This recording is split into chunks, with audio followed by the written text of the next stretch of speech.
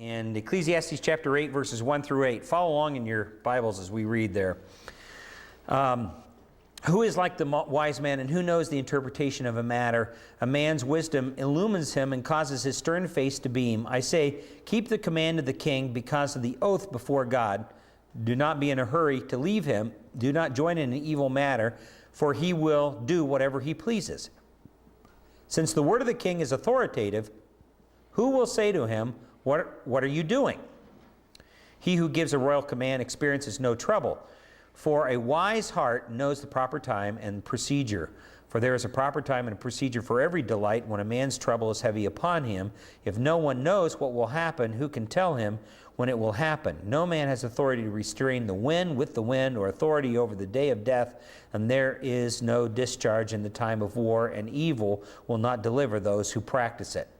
We've entitled this particular section, Godly Wisdom Displayed for Your Daily Living. Now, we just came out of chapter 7, where we're dealing with the issue of wisdom now is equated with self-control, and it begins with a desire to please God. And this is really, according to Solomon, what makes life life. And now he's going to give it, kind of in a sense, put godly wisdom on display. And he's going to use some interesting illustrations of this. So in a previous chapter, in verse 3, Solomon says, a face of sorrow can be a spiritual benefit because the situation that causes the sorrow can change the heart for the better. Hardship is good for the heart because it forces you out of your comfort zone. We can see that Hebrews 12, verses 7 through 11. At verse 7, it always gets me. We are to endure hardship as discipline. God is treating us as his sons or children. All hardship, any misery, we're supposed to endure as discipline, not punitive discipline, but discipline like a coach would discipline his team. You know, it's a discipline in righteousness. Well, now here in chapter 8, we're told that godly wisdom can make a face shine. How is that possible? Well, godly wisdom is biblical truth lived out in daily life. This brings godly confidence and joy in living. It brings meaning and significance, which returns to life. So, see, this is what he's been focusing on in the first 6 chapters. What is it that really brings meaning and significance to life? Vanity, vanity, it's all vanity. Foolishness, foolishness, it's all foolishness. Soap bubbles, it's all soap bubbles. Or ether, it's all laughing gas, and it's there for a moment and it's gone. All right? It only provides temporary satisfaction. What is it that brings real meaning? What brings it back? Well, godly wisdom displays humility, he said. Rather than being arrogant and chasing after all the materialistic things of this world, really, godly wisdom is not only self-control, but it also involves humility. Humility. True wisdom understands the meaning and significance of life. So if you possess godly wisdom, there are few who understand life like you. Who is like the wise man, and who knows the interpretation of a matter? That's a great question. There's no one who understands life like you. In fact, take your Bible and go over to James 3, verses 13 through 18, where comparison is made between earthly wisdom and heavenly wisdom. And it's a beautiful comparison. And we're somewhat surprised by the way in which he describes wisdom here. Verse 13 says, "Who among you is wise and understanding? Let him show by his good behavior his deeds and gentleness of wisdom. But if you have bitter jealousy and selfish ambition in your heart, do not be arrogant and so lie against the truth. This wisdom is not that which comes down from above, but is earthly, natural, demonic. For where jealousy and selfish ambition exist, there is disorder in every evil thing." Now, up to that particular point, James has been describing here earthly wisdom. And he describes it as being, it's earthly wisdom brings about bitter jealousy. It involves selfish ambition. It involves arrogance. All of that is earthly, natural, and even calls it demonic. Verse 17, but he says, in contrast to that, is heavenly wisdom. But the wisdom from above is first. And this is an interesting list here, because this is not the way we normally think of wisdom. It's pure. It's pure. There's no admixture of anything that's false in it. Peaceable. If you're a peaceable person, you're a wise person. Gentle. If you're a gentle person, you're wise. Reasonable. Full of mercy, good fruits, unwavering, without hypocrisy.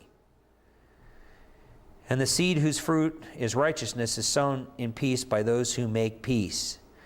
Now, you'll notice that this is at the end of a chapter where he's talked about the tongue and how unwise the tongue is and how the tongue tends to get us in trouble. The tongue is like a fire that's set on, that sets a forest, like a spark that sets a forest on fire and just consumes everything. And it's like the rudder of a ship that guides the ship. It's like a bit. We have to control our tongue, like a bit controls a horse, or like a rudder controls a ship. But it can end up in pretty extensive damage if we don't control it.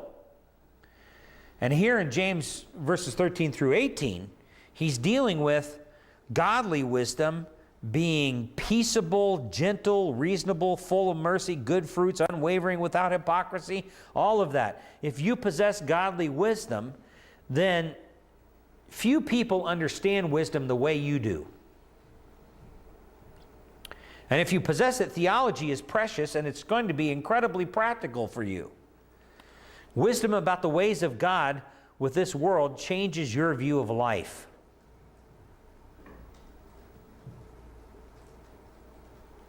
Changes your view of life.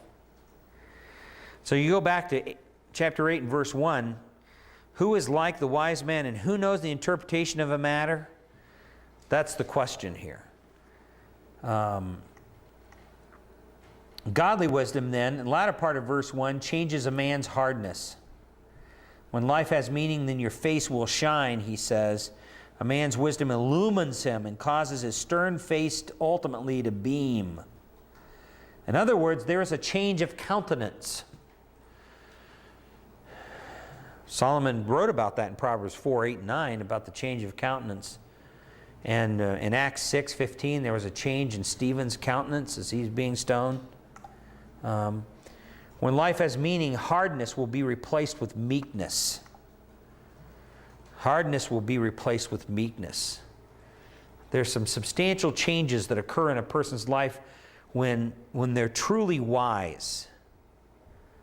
They're meek, they're peaceable, they're full of mercy, they're humble. That's what we're saying.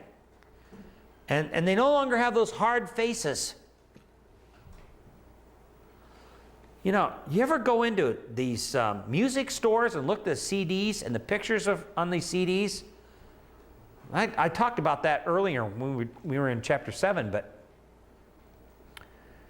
even in a Christian bookstore, you look at CDs and some of the popular groups that are out there, some of these groups have really hard looks on their face. They look like they're mad at everybody. You ever see that? They're just really hard. Yeah, well, that may be. They may be trying to look mysterious in some way. I don't know. And somehow that's supposed to be attractive or sell CDs. But they look like they're mad at the world. They just they just look like if you talk with them, they bite your head off. They're just so angry looking. There's a hardness in their face. And that's the way earthly wisdom is. It's arrogant. It's arrogant. It's hard. It's the way the world is. I mean, imagine putting on some of these CDs a person who looks gracious and is smiling nice. Probably wouldn't sell. All right? Because a lot of the music and the sound of the music is really about anger more than it is about the words, even if they do have Christian words. It's just people are angry. And the way that they vent their anger or the way they demonstrate it is through their music. And so they just got this hard face on. Well, a truly wise person, who I believe is really humble, it shows in their face. There is a softness. It illumines. They have a beam to their face that's supposed to be there. They're meek. Not only is does godly wisdom, I believe, display humility, but it also displays honor. Godly wisdom is displayed by your respect for authority, verses 2 through 4. Respect for authority is more than a fear of punishment. It is because God expects your word, your oath to be true.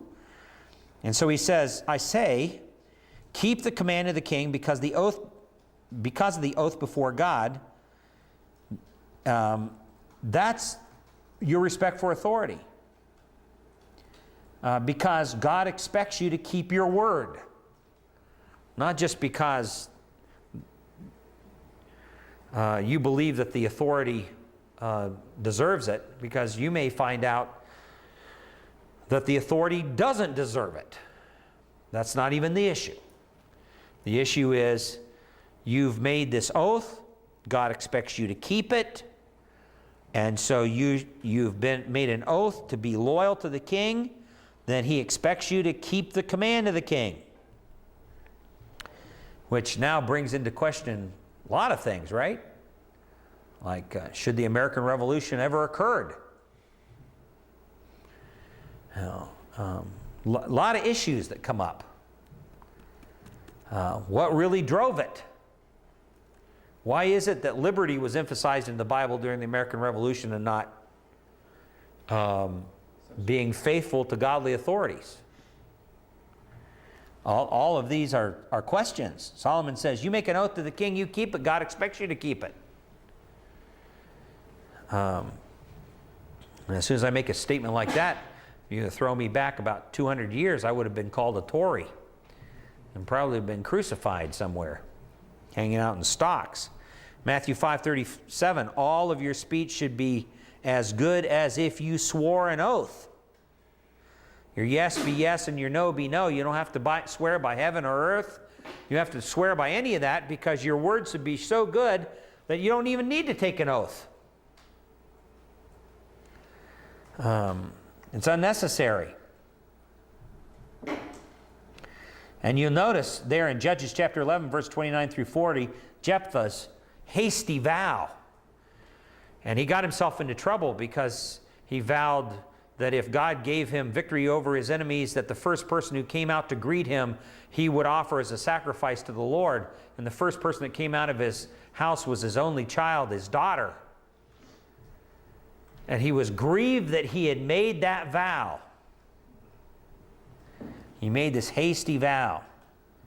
Deuteronomy 23, 21, and 23, 21, and 23 as well. If you want to go over there real quickly, or at least listen. When you make a vow to the Lord your God, you shall not delay to pay it, for it will be a sin to you, and the Lord your God will surely require it of you.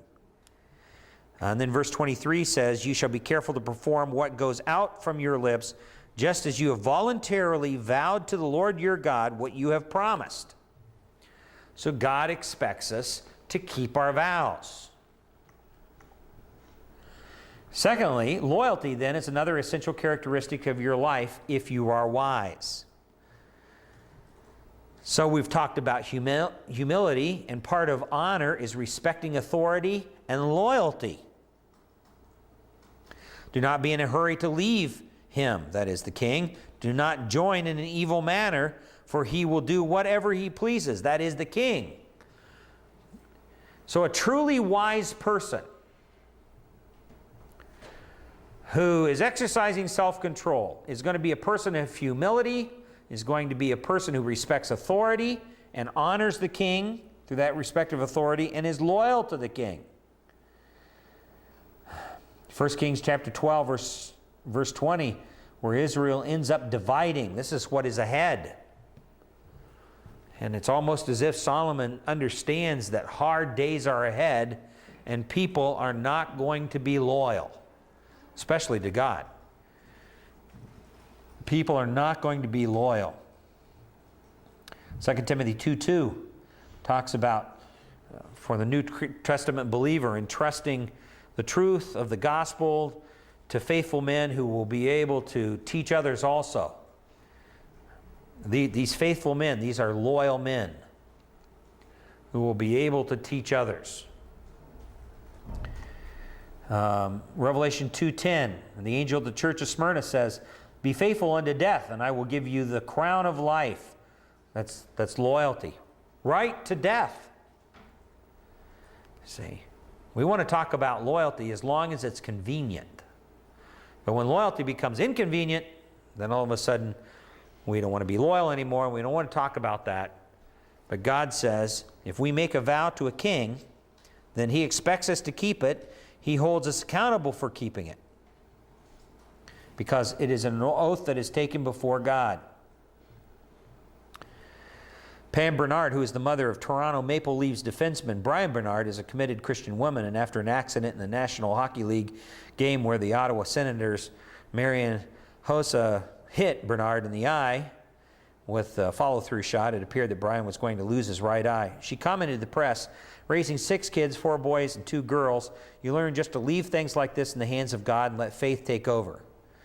She dearly loved her son, but she was willing to let the world know that such things only served to strengthen her trust in what God was doing. She didn't abandon God. She didn't say to God, "Why did you let this happen?" She made it a public acknowledgement of the fact that, she was still trusting what God had done. She was loyal to him, and a wise person is always loyal. Thirdly, wisdom then means that you respect God-ordained power. God-ordained power. At the end of verse 3 it says, "Do not join in an evil manner, for he will do whatever he pleases." This is part of the fear of the king. And the implication is God's not going to stop him. If you're going to be disloyal, then the king's going to do something about that. There, Esther, a good example of that. Esther chapter 4 and verse 11, the fear of King Ahasuerus. Then fourthly, wisdom then understands the danger of questioning God-ordained authority. Question, and that's verse 4. "Since the word of the king is authoritative, who will say to him, 'What are you doing?'" Who's going to do that? That's certainly not wise to do.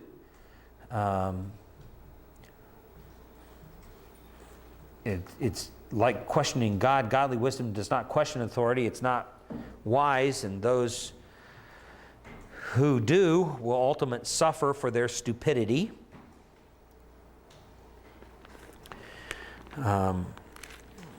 Questioning authority that way. Proverbs chapter 16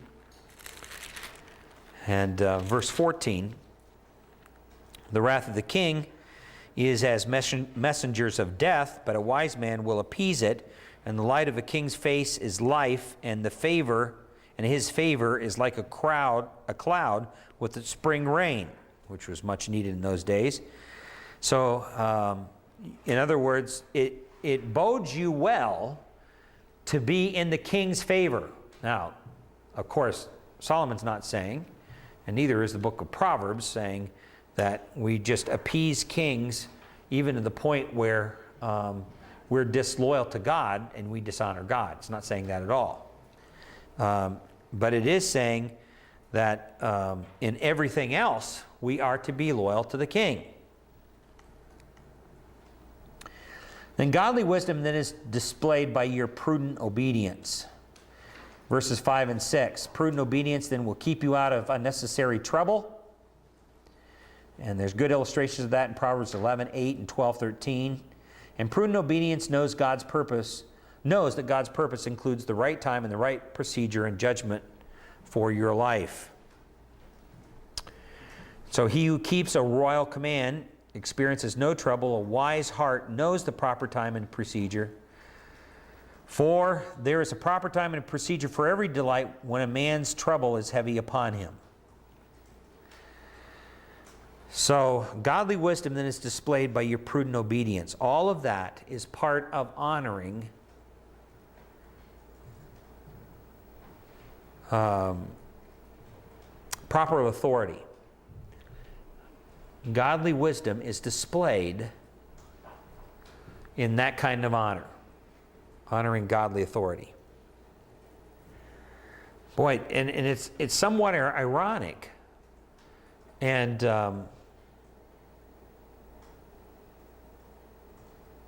anticipatory, I should say,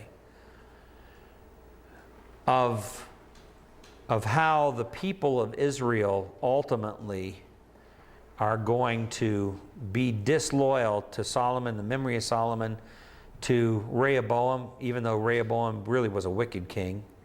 And Jeroboam uses that. It's kind of anticipatory of what's going to happen later on in life. Of course, we can see examples of that in Ecclesiastes 2:21, 6:1-2, and 7:14. So prudent obedience knows that God's purpose includes the right time and the right procedure for your life. God's purposes.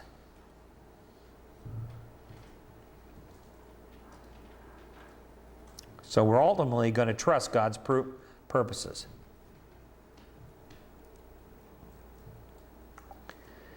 All right, and then thirdly, the last two verses here is godly wisdom displays our humanness as well. Not only humility and not only honor, but the fact that we are human. Verse 7. You cannot know the future. You don't know. If no one knows what will happen, who can tell him when it will happen? You don't know. So don't act like you do. Verse 8, you have no power over the wind.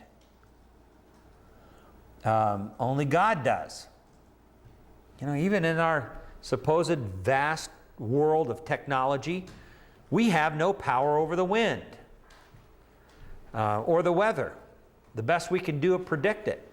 And we even do that poorly about what's going to happen.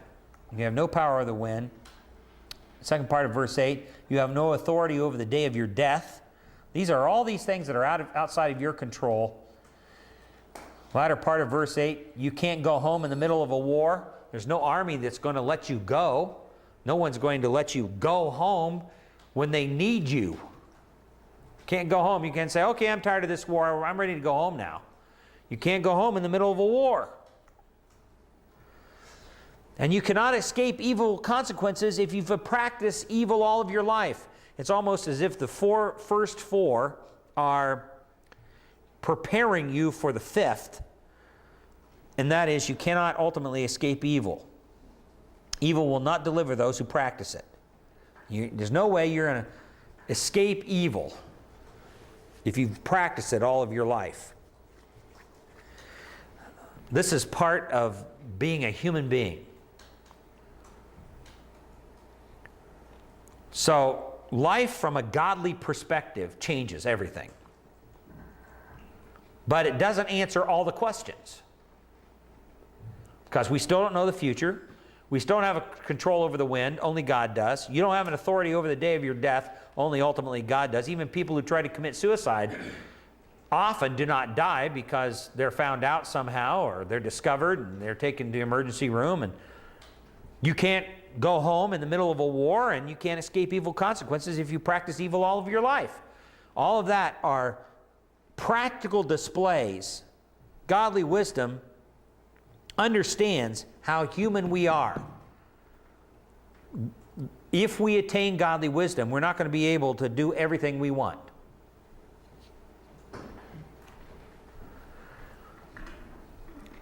So godly wisdom displays our humanness. Romans chapter 8, verse 28 and 29. Life may be full of uncertainties, things you don't understand, but it takes the certainties about God that make it possible to live happily with your present uncertainties. While uncertainties are troublesome for the unbeliever, it should be an adventure for you as a believer, because God ultimately is in control of them. And those last characteristics in chapter 7, or verse 7 and 8 of chapter 8, are a description of all the uncertainties of life. Even godly wisdom is not going to answer them. We'll still be limited. We're not finite the way God is finite. And in fact, I probably ought to close with Romans chapter 8 and verses 8 and 9. Romans chapter 8, verses 8 and 9. Or 28 and 29, excuse me.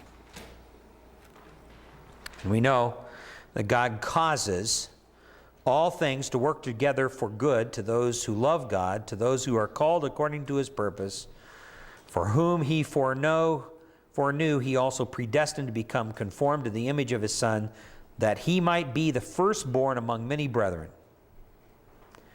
And then verse 30 says, and whom he predestined, these he also called, and whom he called, these he also justified, and whom he justified, these he also glorified.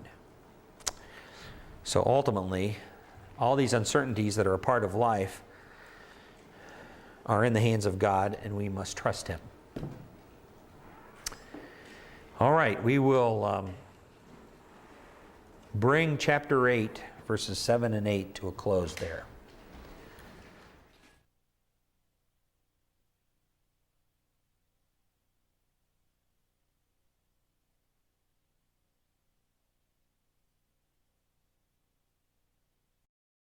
Okay, we want to pick up in Ecclesiastes chapter 8, verses 9 through 13. And if you'll want to follow along there in your copy of the Word of God, Solomon writes and says, all this I have seen and applied my mind to every deed that has been done under the sun, wherein a man has exercised authority over another man, to his hurt. So then, I have seen the wicked buried, those who used to go in and out from the holy place, and they are soon forgotten in the city where they did thus. This too, he says, is futility. Because the sentence against an evil deed is not executed quickly, therefore the hearts of the sons of men among them are given fully to do evil. Although a sinner does evil 100 times and may lengthen his life, still I know that it will be well for those who fear God, who fear him openly. But it will not be well for the evil man, and he will not lengthen his days like a shadow, because he does not fear God. Now, in these chapters, we've entitled this particular section, Godly Wisdom for Living with Tyrants.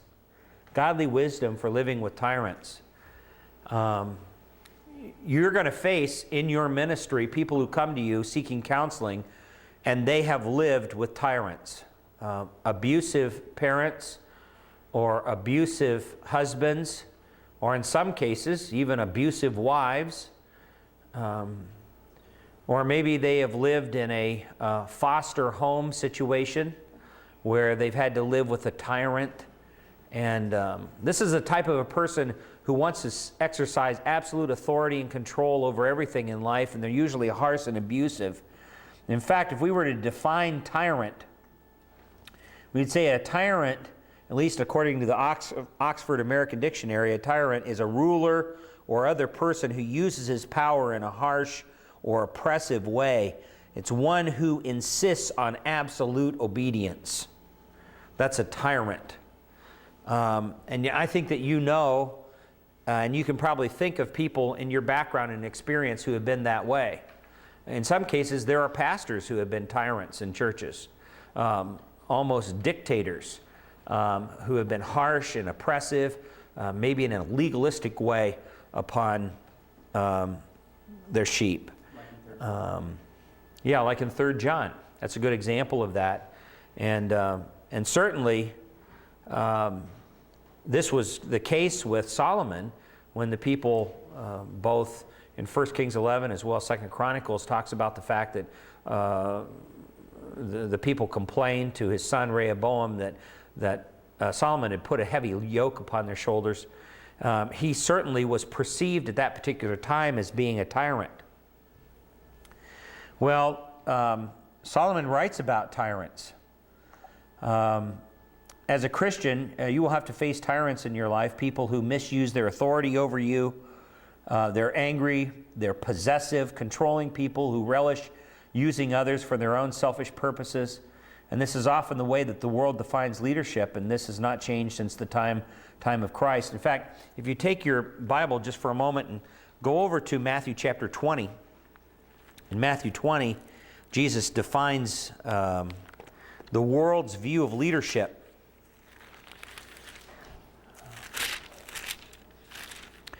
And in verse 25, he says, you know that the rulers of the Gentiles lord it over them.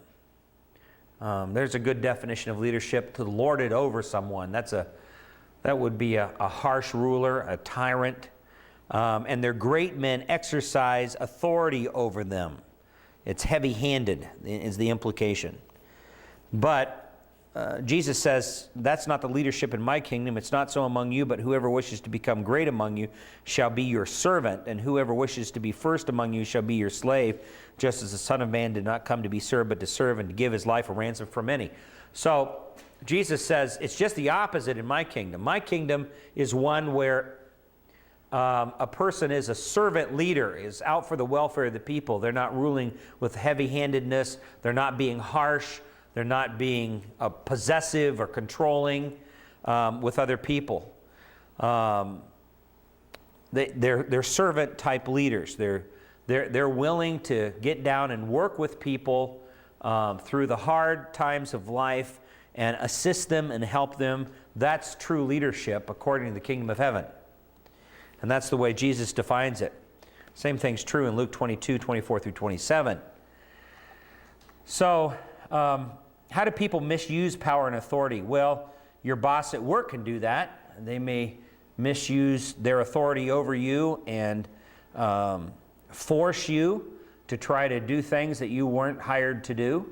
And that's one of the reasons why historically unions were formed in our country. It's because bosses got greedy. They got possessive and very controlling with their employees, and that's certainly the nature of the heart of a sinful man, to do that kind of thing, to milk out of their employees everything they can milk out for their own greedy purposes.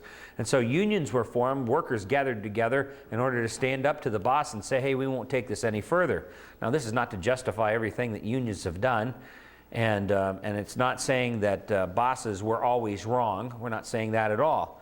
But that's one of the reasons why it came about, is because of this tyrannical idea, this Matthew chapter 20, verse 25 definition, lording it over, exercising heavy-handed authority over another person. Bosses at work can do that. An abusive husband can do that. There have been many times where I've had to counsel a young lady who's married to an oppressive, abusive, controlling, possessive husband.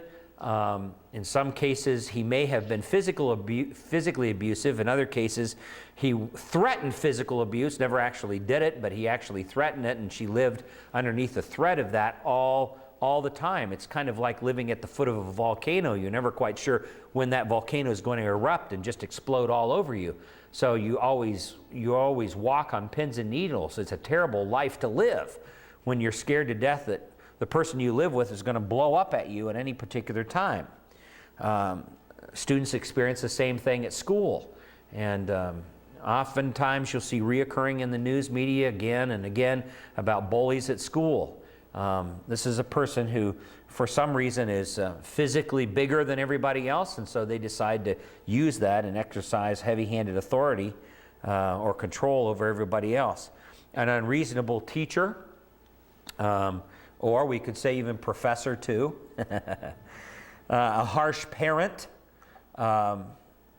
rapists and murderers, government officials. Their leadership position can go to their head, and then they exercise power and heavy-handed authority over others. Your insurance company, there's an example of that. Manipulative wife. A driver full of road rage. There's just some examples of misuses of power and authority. What does the Bible say about dealing with tyrants? People who have authority and exercise authority over people, and they do it in a heavy-handed way. That's the question. Well, verses 9 and 10 of Ecclesiastes 8 talk about the fact that a tyrant's life always ends in failure. For a time, understand this, God may allow the tyrant to have his day.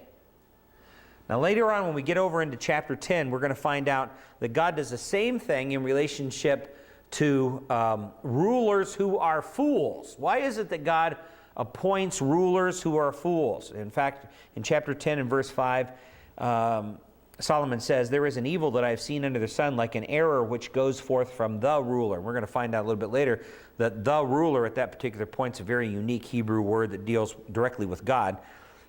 Folly is set in many exalted places, verse 6 says, while rich men sit in humble places. I have seen slaves riding on horses and princes walking like slaves in the land. And Solomon says, when I see that kind of thing, it doesn't make sense to me that God would allow that kind of thing to happen. And the same thing's here. Why is it that God allows a tyrant to exercise the authority that they have over other people? Well, he does. He does for a time. For a time. Solomon is speaking from a hopeless perspective, understand. He's speaking from an under-the-sun perspective here. When he says, it seems like, in a sense, that God is... God's made a major mistake here. Furthermore, you have to remember that God is still sovereign even when you are mistreated. That's an important thing to remember, and Solomon has already hinted at that back in chapter 3, verses 1 through 9, and chapter 3 and verse 14, and in chapter 7 and verse 14 as well. When times are good, be happy, but when times are bad, remember God has made the one as well as the other. So you've got to remember that that doesn't decrease God's sovereignty. He is still in control, and he understands what he's doing, even when a tyrant has his day. And sometimes God may allow the tyrant to have his day. But we've also got to understand that God also delights in rescuing the hopeless and the helpless. God delights in doing that. And you can see an example of that if we were to go back to, if you were to take your Bible and go back to 1 Samuel chapter 2, verses 1 through 10, there's an example of Hannah, only in this particular case, Hannah is praying, and it's a prayer of rejoicing and thanksgiving because she's been given a child. And so she says, my heart exalts in the Lord. In verse 1, my horn is exalted in the Lord. My mouth speaks boldly against my enemies because I rejoice in thy salvation. There is no one holy like you, Lord. Verse 2 says, indeed, there is no one besides thee, nor is there any rock like our God. Boast no more so very proudly. Do not let arrogance come out of your mouth. For the Lord is a God of knowledge, and with him actions are weighed. The bows of the mighty are scattered, but the feeble gird on strength. Those who were full hire themselves out for bread, but those who were hungry cease to hunger. Even the barren gives birth to 7, but she who has many children languishes. The Lord kills and makes alive. He brings down to Sheol and raises up. The Lord makes poor and rich. He brings low. He also exalts. He raises the poor from the dust. He lifts the needy from the ash heap to make them sit with nobles and inherit the seat of honor. For the pillars of the earth are the Lord's, and he set the world on them. He keeps the feet of his godly ones, but the wicked ones are silenced in darkness. For not by might shall a man prevail. Those who contend with the Lord will be scattered against them. He will thunder in the heavens. The Lord will judge the ends of the earth, and he will give strength to his king and will exalt the horn of his anointed. Now, that is an incredible psalm, if you will, of Hannah. She is so rejoicing in the Lord, but she realizes God's absolute sovereignty over all the affairs of life. She understands that. She realizes it. And God delights, she says, in really taking people who are in absolute desperate situations, hopeless situations, and bringing them out. The weak, he delights in exalting them. The childless, in making them have many children. Because in doing so, God is more glorified. And then if you go over to that other passage that you see there on the screen in 1 Peter chapter 5 and verse 10. Now this is a great verse, and sometimes it's a verse that I will actually have my counselees memorize. It says, and after you have suffered for a little while, the God of all grace, who called you to his eternal glory in Christ, will himself perfect, confirm, strengthen, and establish you. Our counselees always want to know how long is a little while. I don't know, but in comparison to God's eternity, it's a little while. After you have suffered for a little while. the God of all grace, who has called you to his eternal glory, will himself perfect you, confirm you, strengthen you, and establish you. So, God will allow his people to suffer at the hands of tyrants. And in 1 Peter, it's interesting that he's writing to Christians who are going through unjust suffering. So that's at the hands of people who are harsh, unreasonable, tyrannical, those kind of people. So God delights in rescuing those kind of people. Furthermore, back to Ecclesiastes 8:10, the tyrant's infamy is short-lived, he says. Verse 10 says, "So then I have seen the wicked buried, those who used to go in and out from the holy place, and they are soon forgotten in the city where they did thus. This too is futility." All right? In other words, the respect, the honor, the obedience that they demanded from other people, they were rather prominent people going in and out of the holy place. They've got to be pretty prominent, which may be a reference to the Holy of Holies, and it could be a reference to the high priest in this particular case, or at least the priests that go in and out of the temple. The respect, the honor, the obedience that they demanded from others are going to be gone shortly after death, he says. They may die in splendor, but they're soon forgotten, like a fleeting nightmare. And like the setting of the sun, they go down. And that's the idea. They go down. That's what the Hebrew says. Implication, I'm wondering whether the implication is to hell. All right? These are people who are harsh, demanding people. He says, "I have seen the wicked buried." And yet there's this paradox in this verse. Those who go in and out from the holy place. And the implication, I think, in that paradox is the fact that by going in to the holy place, they're actually desecrating the holy place. They're destroying it. So they may die because of their prominent position in splendor, but because they were harsh and tyrannical in what they did, they are a fleeting nightmare. This is God's perspective of tyrants, that their life is short-lived. That's the idea. That basically, in comparison to everything else, God is going to bring them to an end quickly. And that their name, what is emphasized in verse 10, will soon be forgotten. It won't take long for people to forget them. They're like a bad nightmare. You don't want to think about a nightmare very long. Some time ago, I wasn't sleeping too well because I had some problems with one of my teeth, and my number 12 bicuspid was giving me a hard way to go, and so I wasn't sleeping well, and I was kind of at night dozing in and out, and I can remember one of the dreams that I had, and it was a horrible dream because I woke up in the middle of the night, and I dreamt that my whole family had been killed in a terrible plane accident. And you know how you wake up and you're just in a cold sweat? Well, I woke up in this cold sweat. And it was one of those kind of nightmares that you want to forget. I don't want to think about this.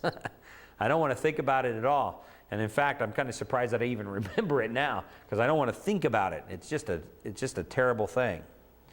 Well, that's the way when he says that these tyrants are soon forgotten. You don't want to think about these people.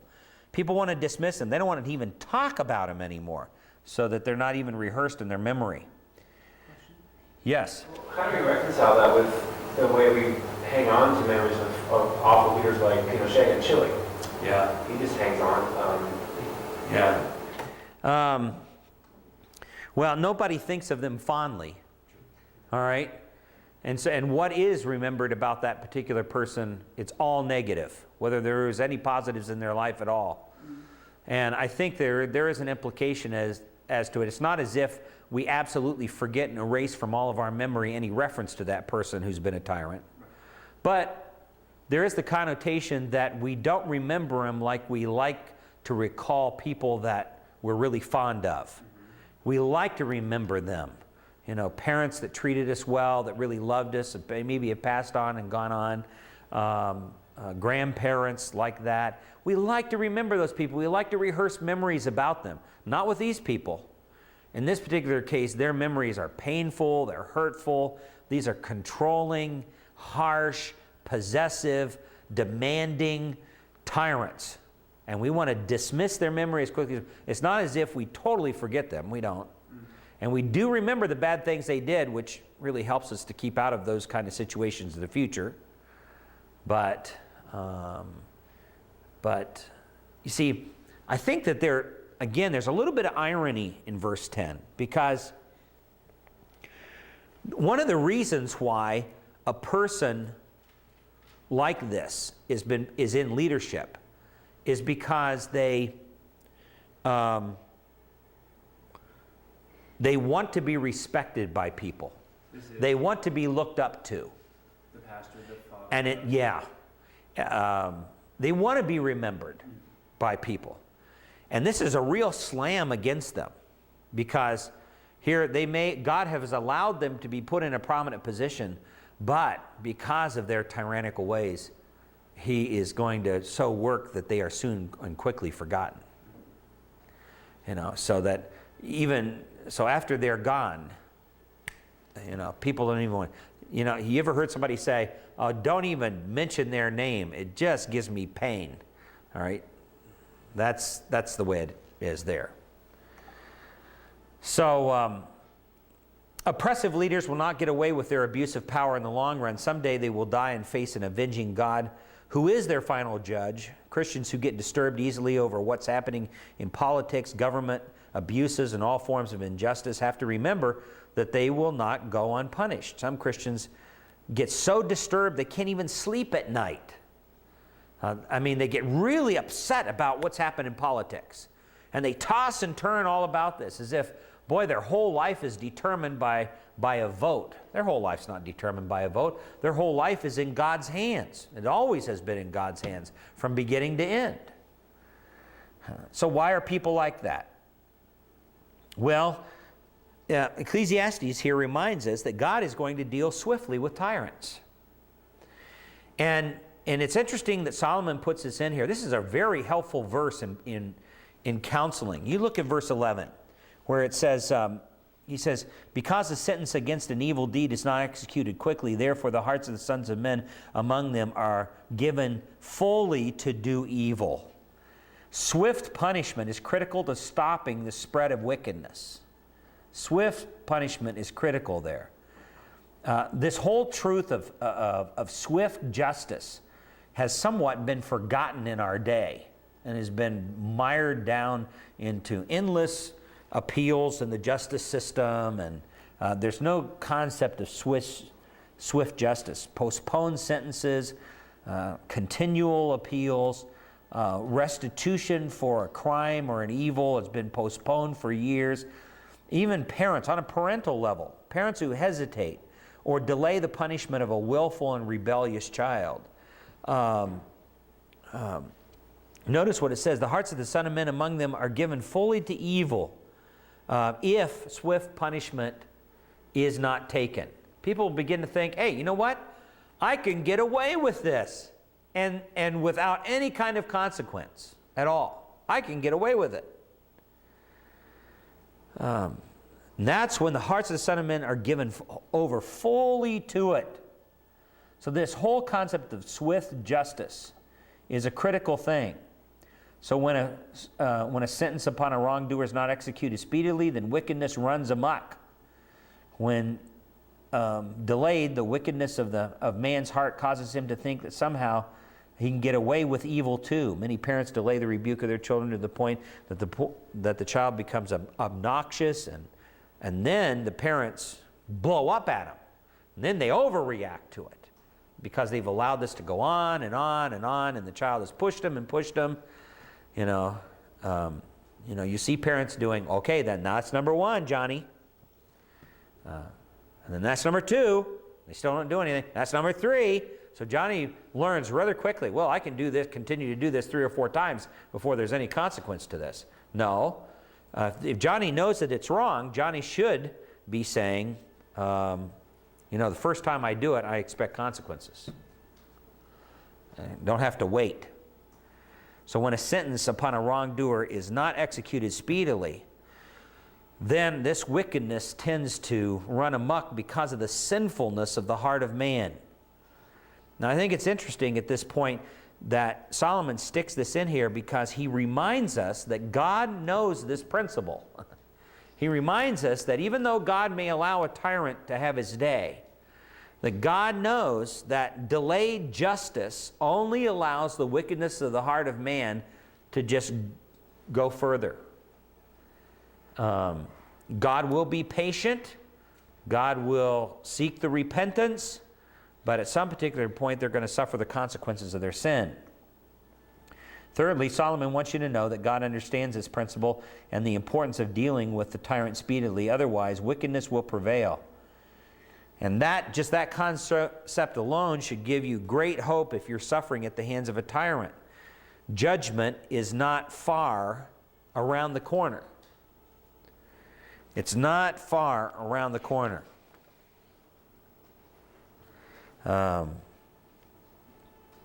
Which really now brings us to a critical question. Aren't there exceptions to this? What about the tyrant who gets away with it? What about that type of a person? Well, Solomon speaks to that as well. If you look at verse 12, he says, although a sinner does evil 100 times and may lengthen his life, still, he says, I know that it will be well for those who fear God, who fear him openly. But it will not be well for the evil man, and he will not lengthen his days like a shadow, because he does not fear God. All right, now, his tone here is even changed in comparison to even back in chapter 7. You remember where he talked about the fact, in verse 15, he says, I have seen everything during my lifetime of futility. There's a righteous man who perishes in his righteousness, and there's a wicked man who prolongs his life in his wickedness. And then he talks about don't be excessively righteous and don't be overly wise. And then in verse 17 he says, don't be excessively wicked and don't be and do not be a fool. Why should you die before your time? And the implication here is that, listen, there may be a time at which God will permit wicked people to prevail, and it may seem, from a human perspective, for a long time. But God promises to avenge soon. Suppose a society doesn't catch or convict an abusive person. Maybe they've been abusive 100 times, as verse 12 says. Then Solomon is reminding us it is still not useless to fear God. It's not useless to fear him. Which brings us, by the way, back to 1 Peter again. And if you want to grab your Bible, let's go back to 1 Peter and take a look at it. 1 Peter 3, and again, 1 Peter, you know, as I said just a little bit ago, is written to Christians that are enduring unjust suffering, harsh treatment. And 1 Peter 3 and verse 8, he says to them, to sum up, let all be harmonious, sympathetic, brotherly, kind-hearted, humble in spirit, not returning evil for evil, insult for insult, but giving a blessing instead, for you were called for this very purpose, that you might inherit a blessing. 4, let him who means to love life and see good days refrain his tongue from evil and his lips from speaking guile. Let him turn away from evil and do good. Let him seek peace and pursue it. For the eyes of the Lord are upon the righteous, and his ears attend to their prayer, but the face of the Lord is against those who do evil. And who is there to harm you if you prove zealous for what is good? And even if you should suffer for the sake of righteousness, you are blessed. And do not fear their intimidation, and do not be troubled, but sanctify Christ as Lord in your hearts, always being ready to make a defense to everyone who asks you to give an account for the hope that is in you, yet with gentleness and in reverence, and keep a good conscience, so that in the thing in which they slander, this thing in which you are slandered, those who revile your good behavior in Christ may be put to shame. For it is better, if God should will it so, that you suffer for doing what is right rather than for doing what is wrong. Boy, that's interesting.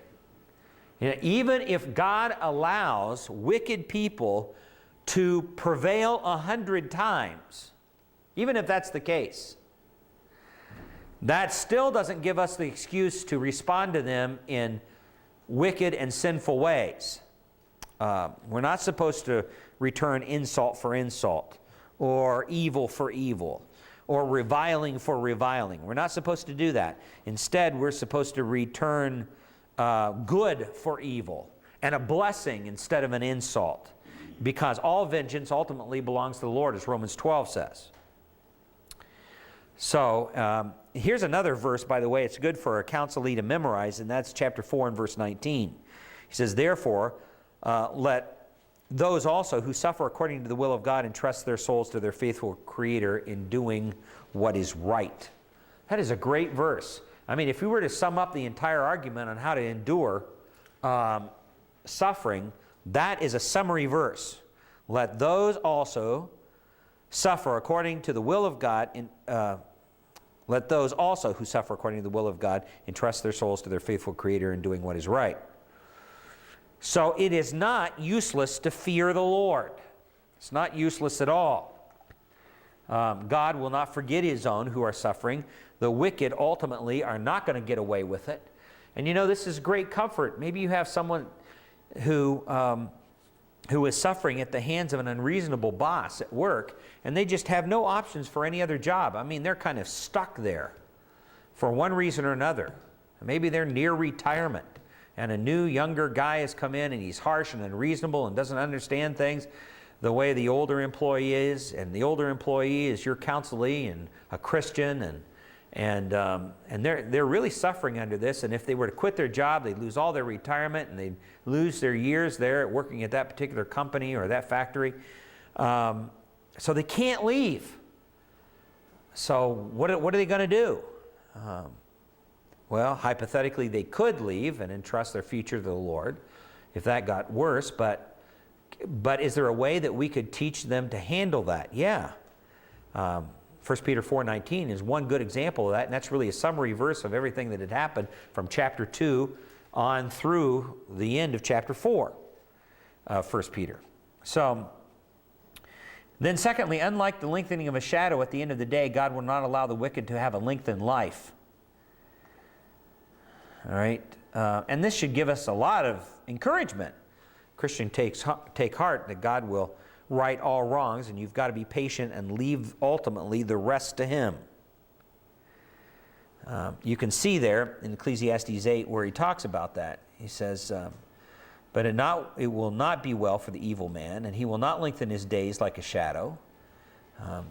There's a beautiful metaphor there of the sun going down, and as the sun slowly goes down, the shadows get longer and longer and longer. And the implication is not just the fact of his life being longer, but I think the implication is the shadow of the king was a big thing in those days. To lengthen a shadow mean to have a greater growing influence. If you fall under the shadow of someone, a king in those days was the same thing as falling underneath their power. So God's not going to allow that power to grow. Not going to let his days be lengthened or his power to grow. He's not going to allow that to happen.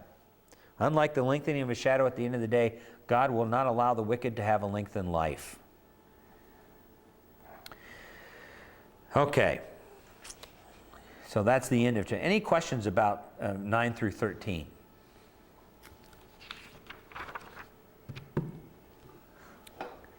Any quick ones?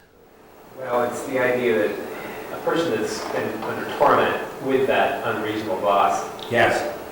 The only image that's coming to my mind is, well, if you show him this 1 Peter passage or this Ecclesiastes passage, it may be something that he mentally gets comfort from, but it doesn't comfort him.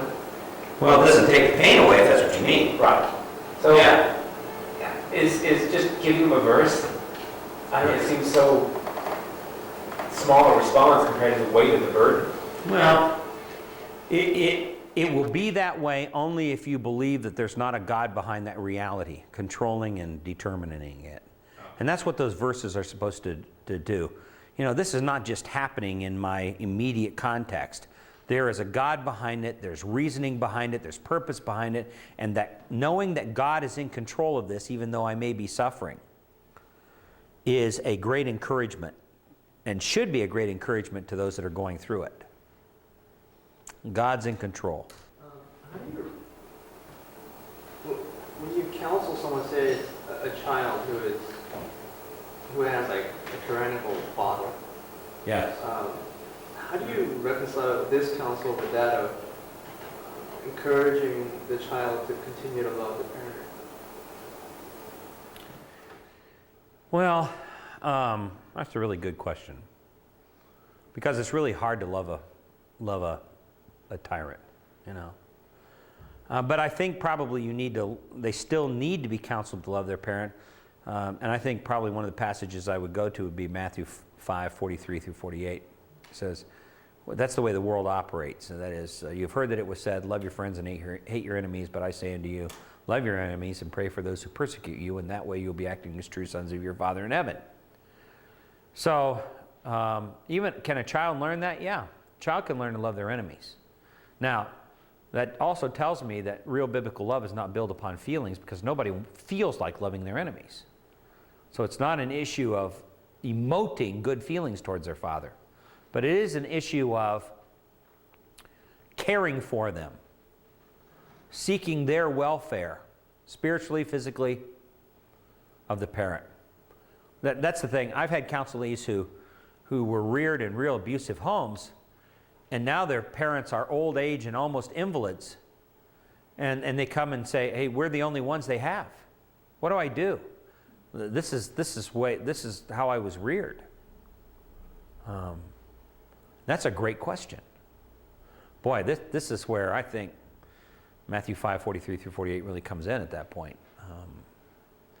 This is where we really have to learn genuine, unilateral love that says, okay, I'm going to care for you. That doesn't mean I feel like it, especially with everything that you did in the past. But because I'm doing it, because God says that's what's best. In light of the passage in Ecclesiastes, I guess kind of the conflict that I'm having is that almost their comfort is, I know that they're going to get there someday. Well, that's part of it. In front of God. Sure. And Well, but every Christian every person on the earth, Christian and non-Christian alike, has a sense of fairness and justice that's been instilled within them. Christians have it and understand the history of that injustice, that there's going to be a payday someday. All right? Christians know that. And then this is a help, that someday justice will be served. We think in our human lifetime, boy, these people are going to get away with it. Nobody's going to get away with anything. And how could you believe in the concept of hell and say that anybody's going to get away with anything? An eternity. See? There are some people who have thrown that whole concept up. They believe in that the soul actually is eradicated. People just cease to exist. That there is no eternal hell, maybe a temporary one, but then it goes into ceases to exist. But everything's going to be dealt with. it almost seems like this passage, if anything, would encourage the counselee to have compassion on the tyrant. Because if say for instance, if you love if the child loves the father and they know their Yeah. father's faith. Yeah. Yeah. There may be a sense of that there. Maybe a sense of that. Kaz, did you have a question too? Yeah, my question is in regards to abuse and authority in a Christian environment, like Yeah. Christian work. Like let's say here at Masters, let's say Yeah. that one of your employees thought you were just a tyrant, okay? Right. And like, what is the biblical responsibility? I mean, and it's hard because you're in a position of authority per se, you know, and it's like you know, I mean, if it's a tyrant, he's just gonna take it as, well, you're trying to question my authority. And Uh-huh. like they're totally, I mean, I'm talking about blatant abuse of authority. Right. Like, what is the biblical responsibility? Like, when we talk about, confrontation or Matthew 18 or, go to him one-on-one, and they've done that, and they've sat down, and this guy says, no, you know what, I'm the boss, and you need to listen, or you could quit. Yep. Like, that's the attitude. What do you do? Well, you're trying to do it in a way that honors the way, like the Ten Commandments Sure. passed, but it's, at some point, trying to confront with sin will... Yeah. These are really great questions. Let me try to give you the best way that I would counsel a person to deal with that. If they came to me and they were, obviously, I think always the procedure is to go through Matthew 18. They've got to go and confront the boss and say, well, I know, and you may look at this as a difference of opinion, but I believe you've been harsh and unreasonable. If there's no satisfaction there, then that person has to, in a sense, enlarge the circle of people who know. And be willing to then subject themselves to two or three witness counselors who would be able to sit down and try to arbitrate this thing between them. If that failed at that point, or let's say the witness counselors actually said, we don't see any proof of what you're saying here. We don't see this. And yet the person really believes fundamentally in their heart, even though I'm not really able to prove it, I think this is really going on, then it is at that particular point that I think passages like this shine the brightest. Because I think it demonstrates that at some point, even though on a human level, just like he was saying here in verse 12, although a sinner does an evil 100 times and may lengthen his life, still I know it be well with those who fear God, who fear him openly. In other words, if we're under that kind of oppression, God will eventually do something. I've tried every biblical process I know of to deal with this. Then I've got to turn it over in the Lord's hand and say, okay, Lord, there's something that you want me to learn from this unreasonable, harsh treatment.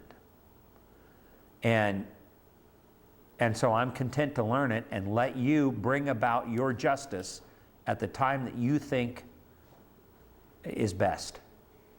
Is there ever a point, though, like let's say it was you, and you're just being a tyrant and you just want to, say, I'm wrong.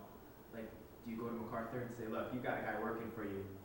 You know what I mean? Yeah. Like, is that a responsibility? Sure. In fact, MacArthur may be one of those 2 or 3 witnesses you bring in because that's a boss that's even higher. Yeah. But let's say at that particular point, worst case scenario, they still don't see your side. I mean, and you firmly believe it, but they don't see it. They can't. Then what do you do? I'm a firm believer in the sovereignty of God.